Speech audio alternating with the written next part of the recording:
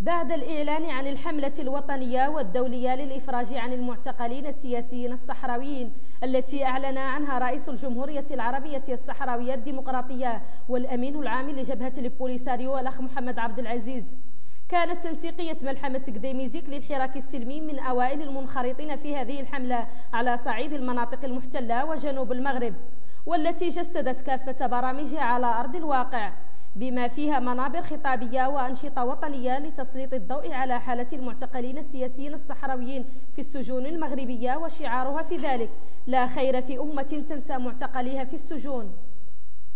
وفي مقدمة هذه البرامج النزول إلى ساحة الميدان والوعي بها لتعرية المساحيق التي تتوارى ورائها أكاذيب الغزو المغربي من خلال التظاهر والتحدي منقطع النظير، وهذا الأخير الذي دوما يخرج عن نطاق المواثيق والعهود الدولية التي يدعي الالتزام بها من خلال قمع المتظاهرين السلميين بطريقة القرون الوسطى. وفي 6 يونيو وذلك على الساعة 6 بتوقيت غرينتش قرابة حي معطل الصامد، وبالتحديد شارع قديميزيك، حيث لم تتفاجأ الجماهير الصحراوية لأنها تعودت على سياط الجلادين. تعرضت الوقفة التي دعت لها تنسيقية ملحمة قديميزيك للحراك السلمي دون سابق انذار لقمع شديد من طرف سلطات الاحتلال، حيث انهالوا على شيب وشباب ونساء الانتفاضة بالضرب المبرح وسحل النساء والسب والشتم بكلام حاط من الكرامة الإنسانية بأساليب ممنهجة وبطرق مهينة للغاية، حيث أصيب حافل الغزو المغربي بهستيريا وارتباك وكالعادة دائما، مما دفعهم إلى مطاردة المارة ورشقهم بالحجارة، حيث تفرعت المظاهرة إلى الأزقة والشوارع المجاورة، ناهيك عن الإنزال البوليسي والعسكري المكثف الذي يطوق أحياء مدينة العيون المحتلة.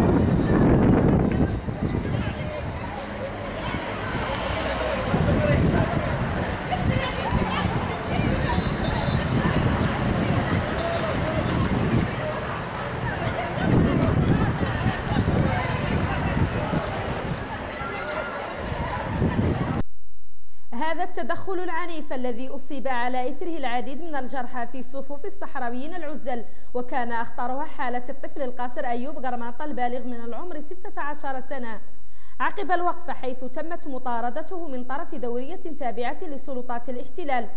أفاد الطفل أيوب بأنه تعرض للتعذيب الشديد قرابة حي معطلة، ونقل بعدها إلى جهة وادي الساقية، في حين تم استنطاقه هناك وتعذيبه مرة أخرى بأساليب وحشية وغير إنسانية، مستعملين العصية والهروات من طرف جلادين يتزعمون بما يسمى نبيل العوينة والجلاد المسمى بالسرغني حسب إفادة الطفل، حيث تعرض هناك لمحاولة اغتصاب أيضا والتهديد. وإليكم. أنا اسمي أيوب القرماط، عمري 16 سنة، قاصر. تعرضت ضرب من قوات القمع المغربية في حي معطلة في وقفة سلمية. قاموا بي جنب الواد حدا علة، غطوني مزيان وخلصوا. جاي واحد الراجل وهما يدوني، زادوا بي حتى القطة، قطوا واحد القطة بعيد، قطوا فمي وبطوني.